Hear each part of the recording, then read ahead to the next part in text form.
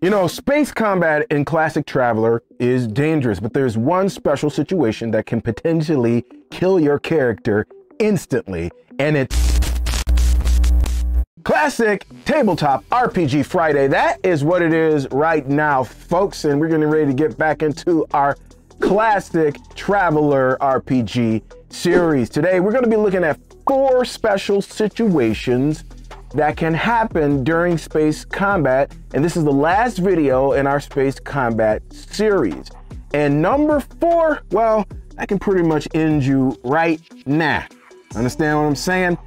Welcome, leets and geeks and all new people. I am Servant of Shiloh. This is RPG Elite. This is the place where I focus on putting the RP back in an RPG. Let's get into this. And on the other side, like always, we got the question of the vid, so don't forget to stay here for that one. So let's do it, y'all, and roll them.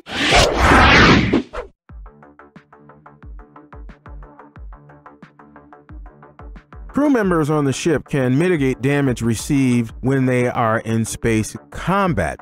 This is if they're not a gunner or the pilot themselves. So in order to do so, they have to throw a 9+ with their skills if pertinent, giving a positive DM. So the computer guy getting a DM for fixing something in the computer area, or the engineer getting a plus DM if they fix something in engineering. One attempt at repairs can be made per 1,000 second turn, and if it is successful, it repairs 1 point of damage. However, if that part of the ship has been destroyed, it cannot be repaired.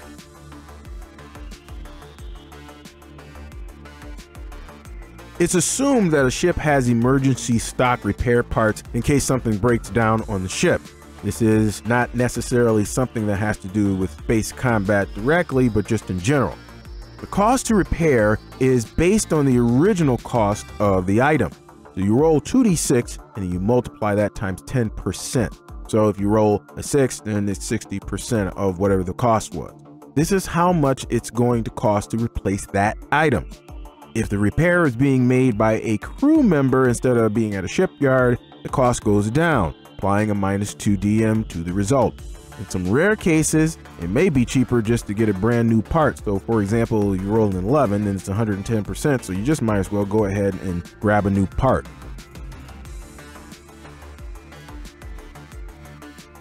There will be some situations where getting off of a ship as fast as possible is the wise thing to do. The only way this would be possible is if there is some kind of ship's vehicle, like a launch in the cargo bay, or if the person is wearing a vac suit. Those who have on vac suits can abandon ship in the ordnance launch phase, provided they're not doing something else. They can then be picked up by another ship in the area.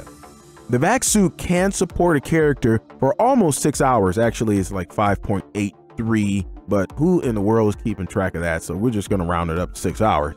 If they have an extra air tank, that time is doubled.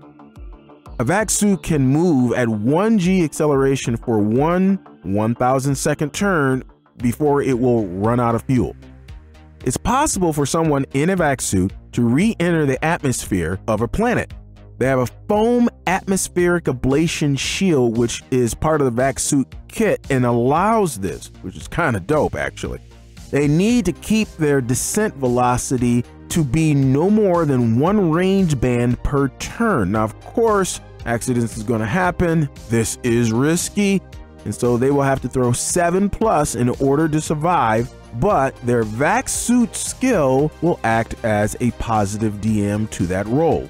In other words, if you don't have to do that, then let's not. Hey, real quick, y'all, if you are enjoying this series or you want to just know more about Traveler, down in the description below, I have links to a free facsimile copy of Classic Traveler. You can go and download that right now.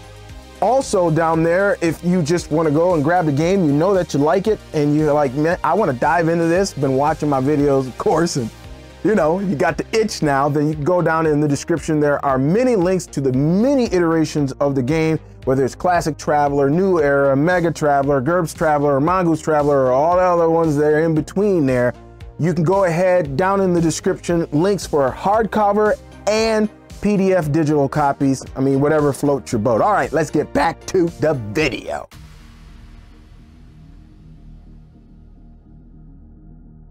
Depressurization in space combat can be instant death to a PC. It happens when an attack hits the hull of a target ship. Now, if that section of the ship has not been depressurized, then an explosion occurs, and then anybody in that section of the ship, they will die instantly, unless there is a vac suit nearby they can put on. They have to make a dexterity check in order to do that, and if they have the vac suit skill, the modifier is doubled in terms of a bonus to their attempt to put that thing on. There's the idea that if you know that you're going into combat, then you may depressurize sections of your ship to prevent something catastrophic from happening, like that depressurization explosion I just talked about. Depressurization and repressurization both take 1/1000 second turn each to do. The pilot is the one in charge of doing this on the bridge. Classic Traveler doesn't have a designation for what part of the ship gets hit when there is a hull breach, so the GM has to come up with something when that happens. You either have to roll for it, choose it just off the top of the mind, have your own table, something. The ship sections where pressure is regulated are engineering, the bridge, cargo hold, staterooms, and you can either do this all as one group or you can have up to 4 groups of the staterooms. And turrets. Now, when it comes to turrets, I think it depends, because some turrets are external. So if you hit the turret, then it's not going to decompress anything.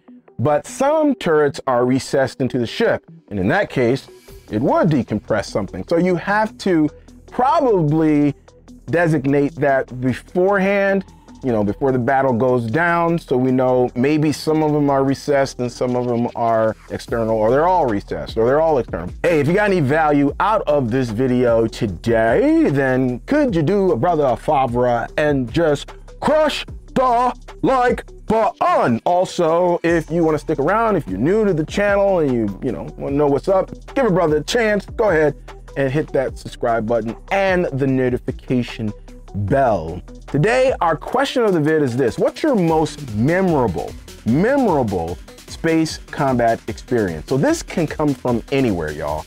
Maybe it was playing Traveler, or playing some other tabletop RPG that's science fiction, or maybe it was in a movie or a television show, or you were reading a book, or maybe it was in a comic book or something. What is the most memorable for you, where you were like, oh my goodness, that was so dope? Go ahead, let me know down in the comments. Let's get some engagement going. Also, if you have not seen any of the previous space combat videos, then here's the place where you can go and find them in my own little special space combat video playlist. That's gonna do it for me, y'all. I gotta get out of here. My brother is gonna say peace, 5,000 leets. I am outie.